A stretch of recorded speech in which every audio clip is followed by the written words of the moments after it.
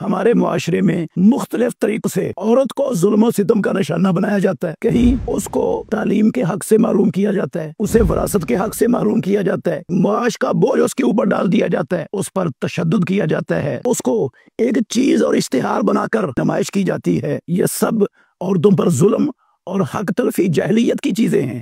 اسلام نے ان کو مٹا دیا ہے۔ رسول مکرم صلی اللہ علیہ وسلم کے حجۃ الوداع کے خطبے میں انسانوں کے تمام حقوق بیان کر دیے گئے ہیں۔ یہ حقوق انسانی کے لیے قیامت تک کے لیے ایک زبردست چارٹر ہے۔ ایسے حقوق دنیا میں نہ کوئی نظام، نہ کوئی دستور اور نہ کوئی مذہب پیش کر سکا ہے اور نہ قیامت تک کوئی پیش کر سکتا ہے۔ رسول مکرم صلی اللہ علیہ وسلم کی بعثت سے قبل جاہلیت میں خواتین پر مختلف طریقوں سے ظلم و ستم کیا جاتا تھا۔ انہیں گھر کی خادمہ اور نوکرانی کی حیثیت سے زیادہ درجہ اور مقام نہیں دیا جاتا تھا۔ عورتوں کو طلاق دے دی جاتی تھی، نہ ان کو پھر اور جب عدت ختم ہونے والی ہوتی تھی رجوع کر لیا جاتا تھا، تو پھر طلاق دے دیتے، پھر ایسے ساری زندگی اس کو نہ خامد والی نہ بغیر خامد کے ایسے لٹکائے رکھتے تھے۔ وراثت سے اس کو محروم کر دیا جاتا تھا، زہار کر کے اس کو زوجیت کے حق سے محروم کر دیا جاتا تھا۔ مختلف قسم کے ظلم خواتین پر جاہلیت کے زمانے میں ڈھائے جاتے تھے۔ اسلام نے عورت کو وہ شان، عزت اور مقام دیا ہے جو دنیا کا کوئی مذہب اور کوئی قانون اور دستور نہیں دے سکا اور نہ دے سکے گا۔ اس کو ماں بنا کر جنت کے اندر داخل ہونے کا سبب قرار دیا ہے۔ اسے بیٹی کا درجہ دے کر امام الانبیاء محمد الرسول اللہ صلی اللہ علیہ وسلم کے ساتھ جنت میں ہونے کا سبب بنا دیا ہے۔ اسے بہن بنا کر محبت کا مظہر بنا دیا ہے۔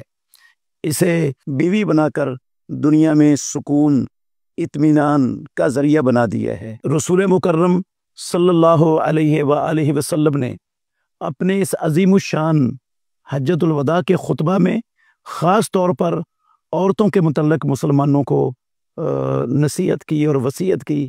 آپ نے فرمایا فاتقوا اللہ فی النساء، او لوگو عورتوں کے بارے میں اللہ رب العالمین سے ڈرو۔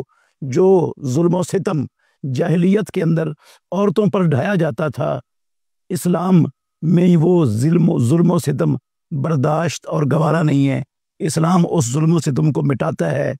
رسول مکرم صلی اللہ علیہ وسلم نے عورتوں کے متعلق وصیت کی، مردوں کے خامدوں کے بیویوں پر اور بیویوں کے خامدوں پر کچھ حقوق پر بھی روشنی ڈالی، اور یہ جو جاہلیت کے اندر جو ظلم و ستم کے دروازے تھے وہ ہمیشہ کے لیے بند کر دیے۔ فاتقوا اللہ فی النساء فإنکم اخذتموہن بأمان اللہ واستحللتم فروجہن بکلمۃ اللہ، کہ تم نے ان عورتوں کو اللہ کی امان کے ساتھ لیا ہے اور ان کے ستروں کو اللہ رب العالمین کے کلمے کے ساتھ تم نے حلال کیا ہے۔ وَلَكُمْ عَلَيْهِنَّ اللہ یؤتین فروشکم من تکرہونہ، اور تمہارا حق ہے ان خواتین پر کہ جن کو تم اپنے گھروں میں آنا ناپسند کرتے ہو وہ انہیں اپنے گھروں میں داخل نہ ہونے دیں۔ فَإِنْ فَعَلْنَا، اگر وہ ایسا کرتی ہیں تو فَضْرِبُوهُنَّ ضَرْبًا غَيْرَ مُبَرَّحٍ، انہیں مار سکتے ہو لیکن ایسا نہیں مارنا کہ جس سے ان کا عضو شل ہو جائے، سر پھٹ جائے، کوئی ہڈی پسلی ٹوٹ جائے، یا اس کا جسم زخمی ہو جائے اور خون بہانا شروع کر دے، یا اس کے جسم پر لاسیں اور نیل پڑ جائیں۔ ایسا نہیں مارنا، تھوڑا سا اس کو ڈرانے کے لیے مارنا ہے۔ اور ان کے جو حقوق تم پر ہیں کہ تم ان کو ان کا لباس، ان کا خرچہ، ان کی گھر کی ضروریات ساری تم ان کو پوری کر کے دو۔ یہ رسول مکرم صلی اللہ علیہ وسلم نے خواتین مردوں کے بیویوں پر اور بیویوں کے خامدوں پر کچھ حقوق کی طرف بھی آپ نے اشارہ فرمایا ہے۔ آج ہم اگر چاہتے ہیں کہ ہماری نسلیں ایک کامیاب اور بہتر امت بن کر سامنے آئیں تو ہمیں اپنی عورتوں کے حقوق اسی طرح ادا کرنے ہوں گے جس طرح اللہ اور اللہ کے رسول صلی اللہ علیہ وسلم کا ہم سے تقاضا ہے۔